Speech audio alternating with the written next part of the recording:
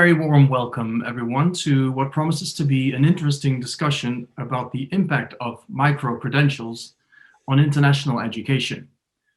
Now, I'm sure we've all heard about micro-credentials before, but I think it doesn't hurt to start with a definition of what a micro-credential really is, especially since we've been overwhelmed recently with terms like digital credentials and open badges, or even nano-credentials, and of course, micro-credentials. Justin Cooke, thank you so much for joining us today. Justin, you are the Chief Content and Partnerships Officer at FutureLearn, a leading social learning platform with over 14 million people signed up worldwide and renowned for its broad portfolio of micro-credentials. Now, may I ask you first, Justin, how would you define a micro-credential? Thanks for having me, Martin. So in short, micro-credentials are accredited online courses that are designed to help you build specialized skills which are really relevant to your career. The goal is to offer you as the learner valuable learning without the time and cost commitment, perhaps, of a full-blown degree. And what I mean by that is that the micro of the micro-credential means that you're really talking about between, say, 100 to 150 hours of part-time study that you can fit into your life, into your work, perhaps over a 10 to 12-week period. And the micro-credentials carry credits as well that you can stack towards a degree. So most micro-credentials might be worth between 10 and 15 UK credits, or 4 to 6 ECTS credits, or 2 to 3 credits in the United States. And they're equivalent to a typical module or unit of study, which is recognized by also the Australian qualification framework. So they're globally recognized. That's how I define them.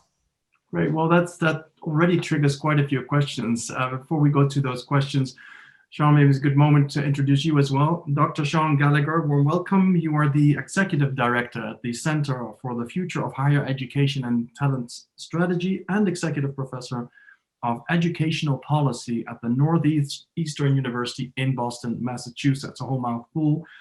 You have been publishing research results on the topic of micro-credentials, and obviously for you, this is an area of expertise. How would you respond to Justin's definition of a micro-credential? Sure, and thank you again for having me. It's an important question. I think in one sense, micro-credential is exactly what it sounds like, right? It's something that's smaller. It's a smaller, more targeted form of an educational credential that's not quite as large or as broad as a degree. And micro-credentials have in some form existed for decades with traditional certificate programs. And as Justin referenced, and of course this varies from country to country, most of our work focuses on the United States, but it's also spanned Europe and the UK, Australia, Thailand, Mexico. There aren't really any standards internationally or even within certain countries. Often a standard is lacking. So it's really broad and diverse in terms of what could be considered a micro-credential. A certificate that could be for credit or non-credit, a digital badge. And yet a digital badge might simply represent a traditional course or a traditional degree program or IT certification even. So it's certainly a very popular category of offering, I think both because professionals, students, learners are interested in things that are shorter, more targeted, and more affordable. And then also colleges and universities see the opportunity and are under pressure to unbundle their longer, broader, more expensive offerings. So for a number of years now, the trend on both the supply side and the demand side, if you will, is to break up educational programs into smaller bites. And perhaps we'll also talk about stackability, which has also existed for many years, but is now becoming really intentional in terms of I might be able to pursue a short micro-credential and build that into a degree rather than have something that just stands alone and doesn't link to a broader curriculum. So Sean, if I could just, Justin, reduce that to a very small definition. Isn't it simply a short-term program that leads to a degree, credential that is either recognized or not?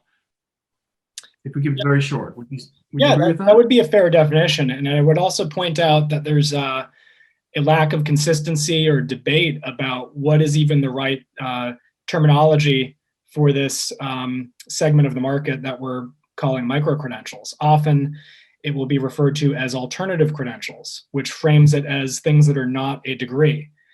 Personally, I'm not a fan of that framing necessarily. Also, another terminology, and there's a research network I'm part of here in the US that uses the term non-degree credentials to designate the fact that we're talking about short credentials, certificates, certifications, licenses, badges.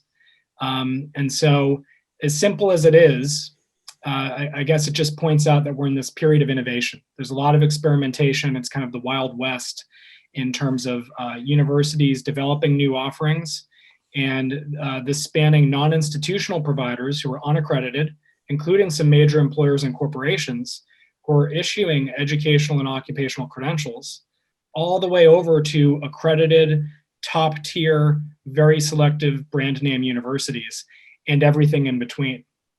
So it's exciting, but sometimes it is actually difficult to define the landscape. And I think potentially for your audience here, and as Justin referenced, what's important to know is increasingly these short form professionally oriented credentials and micro-credentials, which in the past tended to live in the non-credit world or just in the world of continuing education and professional learning that might happen in the world of employment, increasingly they are being recognized for academic credit, and they can be pathways to recognized degrees. So the Wild West at the Northeastern University. Justin, you have something to say to that? Absolutely, Martin. And building very much on Sean's point there, I think one of the things that sort of we recognized back sort of in 2018 or so was the point that Sean was making there very well about the sort of Wild West aspect of what is a micro-credential. And one of the things that we were delighted to try to embark upon was to try to build some form of common standard, effectively a common micro-credential framework.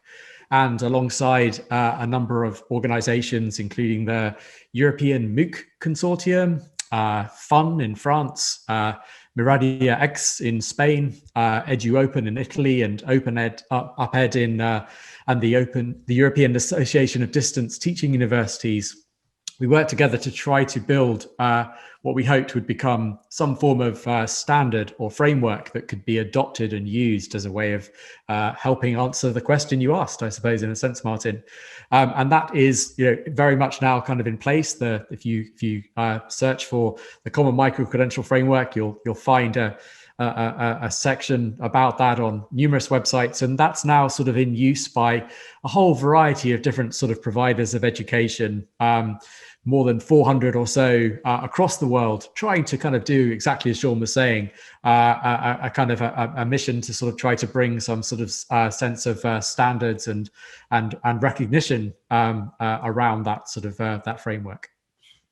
So I would argue that micro-credentials, maybe with another term, have existed all along, but maybe it's because of the online learning boom that the micro-credential has become more popular. Is that one of the reasons that people that have so much talk about it these days? Sean, would you agree?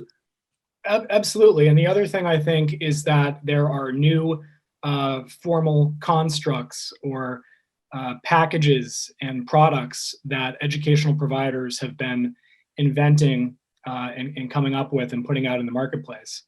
And many of those are even trademarked terms. And maybe Justin can speak to if FutureLearn has created its own credential. But for example, going back 5 or 6 years, the nano degree is only offered by the company Udacity, and it is trademarked. edX has trademarked the MicroMasters. And so I think some of that has slowed down a little bit in recent years, but we could list probably 10 or 15 brand name new types of credentials that relate to certain networks of providers, alongside the fact that many colleges and universities are offering new types of certificate, both non-credit and for credit. It's unfortunately, especially globally, but it's hard to actually measure because there's not good data on all of this. You would have to really survey the providers, and there need to be some sort of reporting system. But as best we can see, there's probably millions of these newer form microcredentials that have been issued just in the last few years, probably scores or hundreds of providers beyond accredited universities. And there's just a lot of innovation that's happening in this space. And is the microcredential more skills focused and oriented? And isn't that like a comparable to the vocational degrees? They tend to be, in terms of the definition that's often used, and beyond definitions and sizing the market, the use case, right? What students and professionals are looking for, and as we might talk about, how they factor into hiring and promotions and employment. So most of the energy, and a lot of our research work focuses on employers and their hiring practices and learning and development and what's happening in that context. Microcredentials tend to be about skill development, lifelong learning, professional development, and advancement, and they're more often used in that context. So I might want to learn data science skills, or take a business writing course or microcredential, or computer programming and software development, and all kinds of other types of microcredentials to maybe advance or move up in my job, or potentially for a new career, but not as much as a foundational credential. Much of the discussion and narrative globally about microcredentials and their disruptive potential a few years ago tended to be about they were going to disrupt the degree market. They were going to replace degrees. A lot of headlines in the education media and the business press, and it's actually still with us today. And there are some cases that we might discuss where a little bit of that is happening, but largely these microcredentials seem to be complements to traditional degrees and traditional education offerings. And I think that's where things get especially interesting. That is indeed interesting, because I was going to ask you exactly that. Could you consider, let's say, the degree as your set menu and the microcredential as your a la carte menu, right? So if I'm now about to go study somewhere, I'm like 18 and I'm considering my opportunities, and I had the choice, either go for a whole bunch of microcredentials that I could pick and choose that fit my objectives and my career goals for the future, or would you tell me, well, in that case, go for the degree and maybe later on add microcredentials? I guess I know the answer, but how would you? Yeah, probably the latter from all the data that I'm familiar with. If you're looking for kind of foundational entry into the job market, it seems to be absolutely still very degree focused, but there are some alternative pathways, if you will, to careers and into employers' hiring processes that are developing based on maybe a microcredential or something really short form. Probably the best example, but it's a bit of a niche in the scheme of the whole marketplace for higher education or post-secondary learning, is coding boot camps, which have now actually moved beyond coding and include user experience, digital marketing, analytics, and data science. But the coding bootcamp example, you do have people who are not going for a degree, and they have an intensive experience, which most often will lead to a very well-paying job. There is a question about, do they get any kind of recognized educational credential as part of that? Many universities, especially in the United States, probably at least 50 of them now, and many of the top tier brand named institutions, both public and private, are offering coding boot camps where you get a certificate from that university. And in many cases, you can then take that certificate and build into a degree if you choose. So in this whole landscape, there's a lot of blurring. And the decision someone might have to make is, I'm considering a program from the University of Pennsylvania, let's say, or the University of Texas at Austin.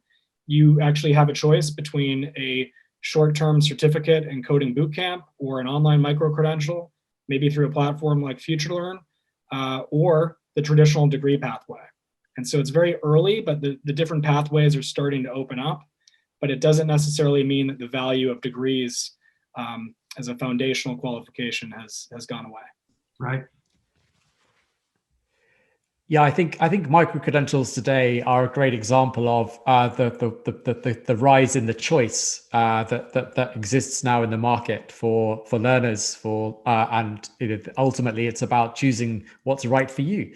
I think for us, particularly now in a sort of the middle of the pandemic, we're seeing a number of people who are unfortunately without work or on furlough, or are working from home, and the concept of being able to kind of learn online to reskill or to upskill, to get back into employment, means that sort of the idea of doing a micro credential that can present them with some specific skills that enables them to achieve those goals is something which is very attractive. It's something that they can fit into their life and their work, as I said sort of earlier. And I think one of the things that we're seeing is a rise in the collaboration between higher educational institutions and industry to create these micro credentials.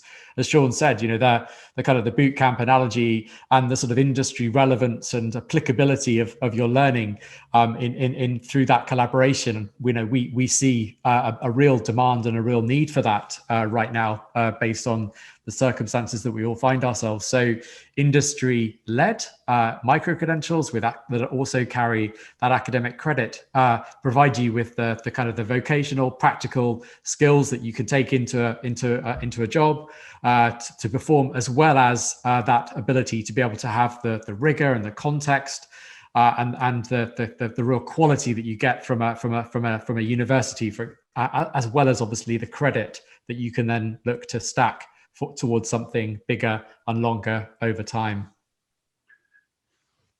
Do micro-credentials, in terms of their recognition, are there digital credentials that certify micro-credentials? I mean, the question I'm trying to get to is, how can you guarantee, let's say, the acceptance of micro-credentials cross borders? I'm sure there are a lot of very, very interesting programs, and that a lot of people spend time on studying, but if that micro-credential that they obtain is then not recognized in the company or in the country there where they wish to continue their careers, what activities are developed to guarantee the credibility, I would say, of micro-credentials? Jean. Yeah, so I'll jump in first maybe, and then I think Justin could probably speak to some of the European frameworks that exist. When we think cross-border, I think it's an even more difficult question, because even within the US, for example, which is a very mature educational market, there aren't necessarily quality assurance frameworks or defined standards related to most of these micro-credentials. Even the major accreditors that accredit colleges and universities, they focus on the institution and not at the program level. But it does vary greatly depending on what we consider a micro-credential to be and the specific industry or occupational context. For example, in the teaching profession, so you're a school teacher completing a program and you need a license to teach in a state. A lot of what's happening is the continuing education units for that to maintain or achieve licensure are being done through digital badges. Or traditionally, you might get a certificate, which you could now get online, and it might link to an accredited degree program, let's say. In terms of employment standards, most employers, if you look across, there's probably 30 million job openings right now in the US, even in this difficult economic time. I would be surprised if you saw more than a few hundred that specifically referenced any type of branded specific micro-credential, right? The educational qualifications, if they're specified, would still very much tend to be degrees. But if you're looking at cybersecurity or supply chain management or any number of fields that have a professional standard where they look for a particular certification from an association or from a technology company or for some other body, those things always have been or are becoming micro-credentials. So as a last quick example, at a community college or a large public university in the United States, you might have the option to pursue an associate or bachelor's degree program, and you would also get some type of industry certification along with that, or you could study for a micro-credential concurrently or on the side. But it's actually quite complicated when it comes to all these different situations and use cases for microcredential. And I guess for the education consumer or for institutions that are interested in this space, it would be really very important to assess specifically what domain they're looking at and if it is in fact valued by employers. I completely agree with Sean. I think one of the things, this goes back to my point sort of earlier about the need to try to come up with some form of recognized standard that helps people choose and make decisions with confidence. For us, through the common microcredential framework, we are able to be clear about the fact that if you were to do a microcredential that meets that criteria, you are going to secure 10 to 15 UK credits, as per my previous sort of point, across the world. That's sort of translated into kind of local academic currency, I guess. That is something that sort of is part of our kind of recognition of that sort of framework. And that credit is awarded by the university that's offering the microcredential. And so that sort of confirmation and clarity and recognition by those universities is a way of trying to sort of cut through a relatively noisy sort of market, I guess. Just to follow up with Sean as well, I think one of the things that sort of we've also seen has been this rise in that kind of collaboration between industry and academia. So very much along those lines, on your CV, you want to get your Amazon cloud certification. So what we've done is we've partnered with Amazon, and you can secure that accreditation from Amazon, but also secure your 10 to 15 academic credits that you can then stack towards something. So in a sense, your CV can, and your profile, your LinkedIn can have effectively the best of both worlds, the best of industry and the best of academia, and they're serving different needs and serving different purposes, but they're certainly helping the learner progress and achieve the goals that they want to achieve. That's a great point. But if we talk about achieving goals, staying with you, Justin, would you say that these micro-credentials are a very welcome as a missing link between the degree programs and the current job market?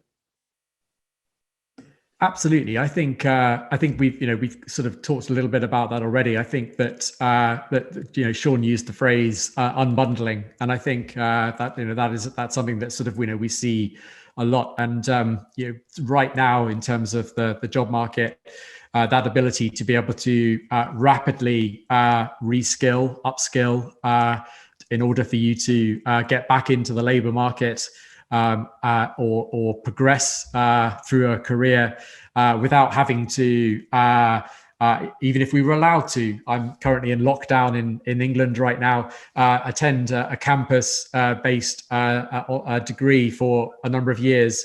That's just not something that's something that I can fit into my life, fit into my work right now. So very much kind of meeting the need, both of kind of us, in our current state, but also I think that the more longer term sort of approach that we're all taking now towards lifelong learning. And who is the micro-credential student? Can we describe it? Is there a specific age group that is overrepresented, or is there a specific demographic, specific geographic group? Sean, have you looked into that in your research? Certainly, for the most part, tends to be working adults, older students, and really most often people who already hold a bachelor's degree in most cases, and are instead of or maybe along with a master's degree or some kind of graduate credential or a course, they're pursuing a micro-credential. And that's not to say it doesn't happen at other levels. And that's in fact one of the interesting things. So, my young son and me and someone who's 60 years old, and pick another example, could actually all pursue, in some cases, the same micro-credential on Python scripting tonight, if we wanted to pick up that skill without a particular prerequisite. So you don't need to have completed high school or completed a bachelor's, but you would be playing around with those skills and tools at a certain level, and then you would get this qualification, or call it certification, that you had completed that program or course. And so it gets pretty interesting. But if you look at the the overall market in terms of where the enrollment and the revenue and the offerings are, it certainly tends to be the learner who's already in the workforce more than someone who's considering post-secondary education coming out of K-12 learning, at least in my experience. Justin? Yeah, we completely agree with Sean there. I think that's a great way of describing the breadth of the sort of the audience. I think what Sean has said around the kind of the professional sort of learner, I guess, in a sense, is definitely kind of what we see here. I think that you're making a choice. The micro-credential has an outcome, which is the clue is in the name, and in a sense, what you're looking for really, I suppose, in terms of that outcome is progression. So very much a kind of a skill. And so I think, we could look at it from a sort of demographic perspective, but also I think we could think of it in terms of we're really sort of addressing a need of learners that are looking to acquire relevant skills. I think there's less demand on our platform for more of the sort of what we would call the kind of leisure learner style kind of micro-credential audience. There's less of a demand for someone to secure sort of unbundled sort of 10 to 15 credits in a sort of more leisure-based sort of kind of form of learning. So it's very much the skill and professional learner that we see. So with micro-credentials, we never have an excuse not to learn something because they're in shapes and format that fit everyone's agenda, I guess. Sean, in a recent article that we published on ICEFmonitor.com, we quoted your white paper, Educational Credentials Come of Age. And here, based on a survey conducted among 750 human resources officers at leading US companies, one of the outcomes was that many employers are being careful not to blindly rely on degrees in their hiring process.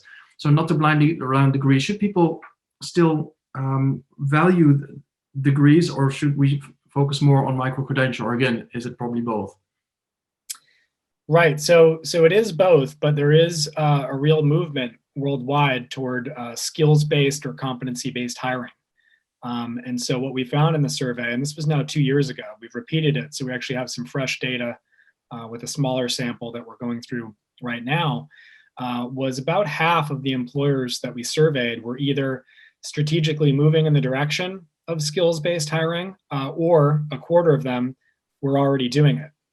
And so what that means is they had intentional strategies or policies in place to more rigorously look at when do they require or prefer a degree in their hiring.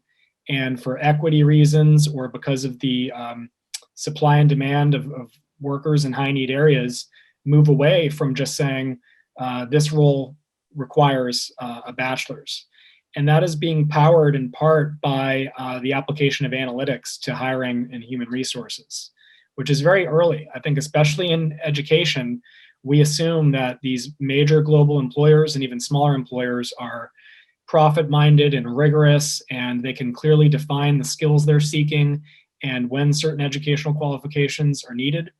But actually, if anyone has had experience in designing a job description or doing hiring, as many of us have, your experience is probably similar to what happens for the most part out in the world. It's often not a rigorous process. It's often sort of arbitrary. And there are major employers like IBM and I think EY and or PwC and others who have said, we're no longer going to require a certain qualification or degree, and instead we will more specifically assess what the candidate brings to the table. And so that could be a major shift. It's very early in that happening, but it is happening, and it may even be sped up by the pandemic in terms of hiring going all digital, interviewing being online, and that type of dynamic. So Sean, in our industry, we have a lot of study abroad agencies around the world that give advice to families and their sons and daughters on their study opportunities abroad. And there, a lot of those in higher education are focused, of course, on degree-leading programs. Would you say that they should, update themselves quickly on the opportunities that exist in micro-credentials, or make sure that whatever school they choose, that they need to be aware that there's a lower appetite, I would say, for degrees? Is that a development you see? Well, in that context, especially, I think one of the main questions would be, in pursuing a traditional educational path or degree program, are there also opportunities to get micro-credentials that are recognized in industry? And especially when we're talking about cross-border education or study abroad, speaking specifically to the US, degree programs are what make you eligible for visas. And degree programs, if you're a domestic student, are covered by federal financial aid. But when you go to things that are non-credit or shorter, that's actually the sort of line in the sand, is how long a program is and whether or not it will qualify, to come over on a visa or to get financial aid.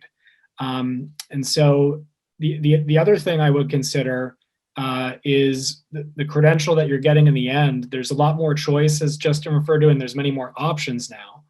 So versus 15 years ago, to really have a educational credential from, say, Harvard University, to pick an example. Yes, Harvard has also always offered certificates, but for the most part, you needed to apply and get admitted into that selective program and then complete the degree.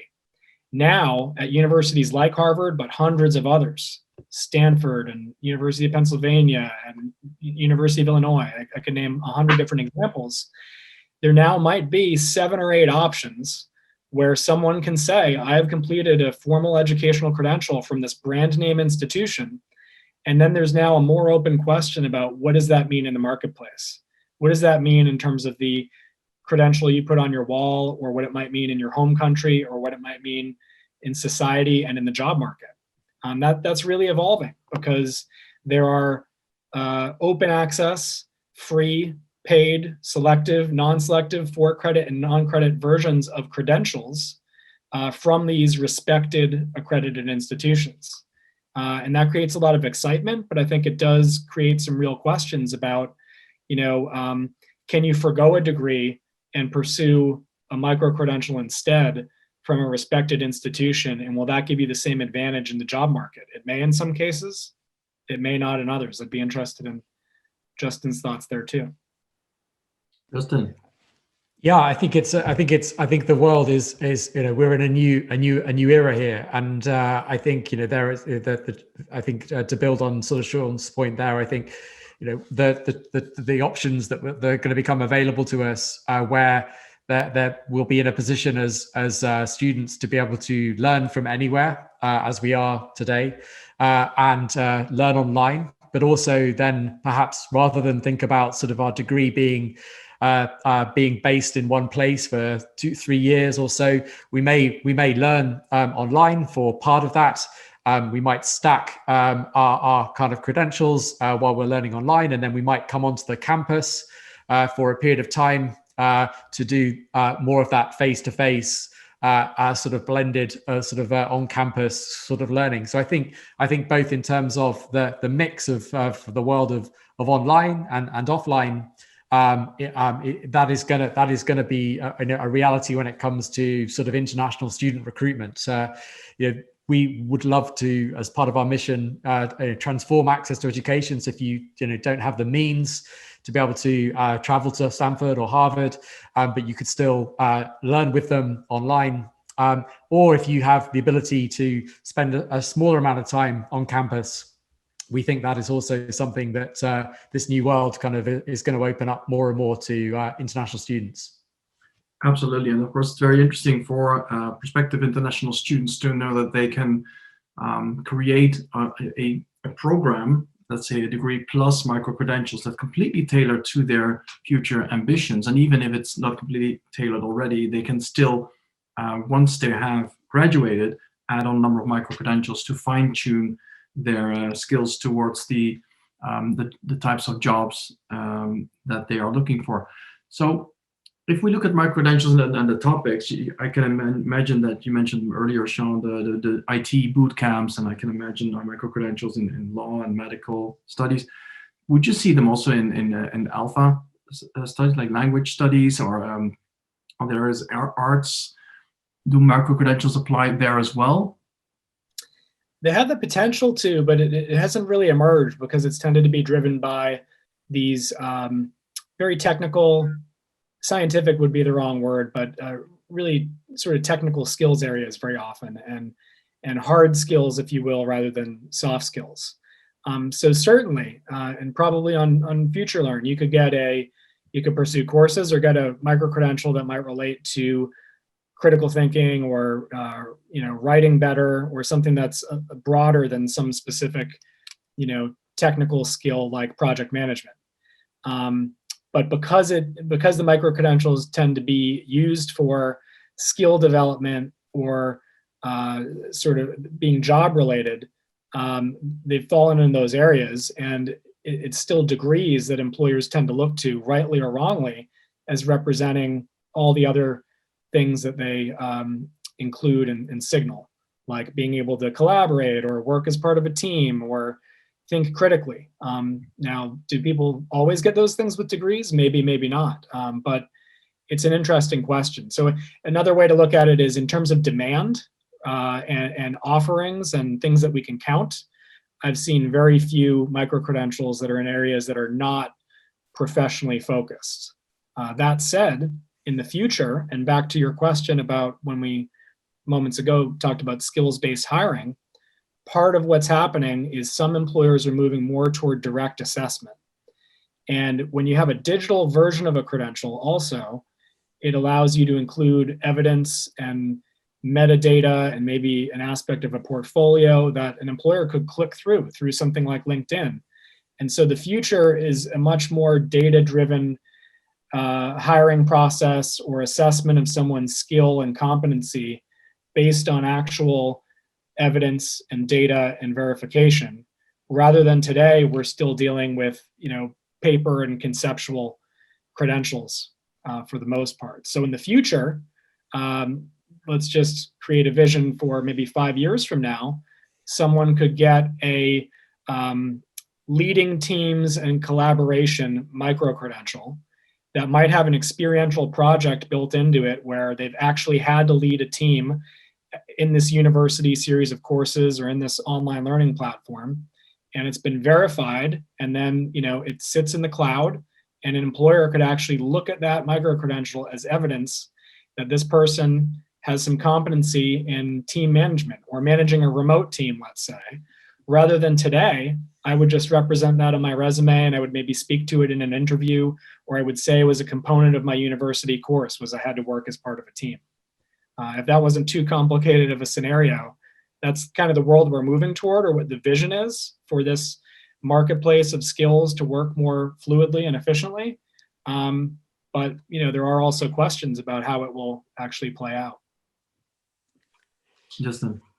Yeah, building on those excellent points made by Sean there, I think looking at the sort of FutureLearn platform today, he's absolutely right. What you'd see is the majority of the micro-credentials on there will be very much around the kind of technical and sort of programming skills that we all need to live and work and progress in today's world. The data science, the data analytics, the cybersecurity, customer experience management type of courses. And there are a few anomalies. I want to just get that in there because it's always good to look at those too.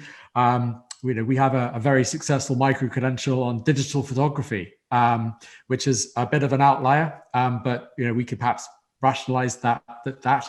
But another very, very popular micro-credential is fashion and business. So it's the creative sector, but it's looking at it from a business kind of perspective. I think the other thing that I just wanted to say on that, and it'd be really interesting to kind of hear Sean's view on this, is that as I think we kind of open up the breadth of opportunities and choice for learners and deliver this online, which is inherently a more scalable way of delivering learning in one sense. I think also what we're seeing is a kind of vertical kind of layering of the micro-credentials. So I may well have done my degree in law, but I still have a stack of skills that I need to bring to that degree. I need to be able to understand cybersecurity in the law. I need to understand cloud in the law. I need to understand AI in the law. So in a sense, it's almost sort of augmenting my degree with those sorts of skills that I get from the micro-credentials. And so I think that what we'll see is a sort of much more broadening out of the choice. And I think Sean used the word niche earlier, sort of niche things which are hyper relevant to me, from a market or vertical or sector perspective. It never ends, does it? Looking at the time, I think it's fair to say that the micro-credentials are sort of a cement between companies and institutions, between students and their final ambitions, between individuals and their next career step, or even between today's skills and tomorrow's requirements. Apparently, they fill that gap. It's a topic that we could go on and on about, and I'm sure there will be future webinars and podcasts where we will address this topic. Thank you so much, Justin and Sean, for your contributions. Very, very insightful. For those watching this webinar or listening to this podcast, ICEF publishes various podcasts and webinars on topics that are relevant for the international student recruitment industry, and you can go to icef.com/webinars for the latest webinars on various topics, or to icef.com/exchange for our series of podcasts. Thank you very much, and I'll see you soon. Thank you.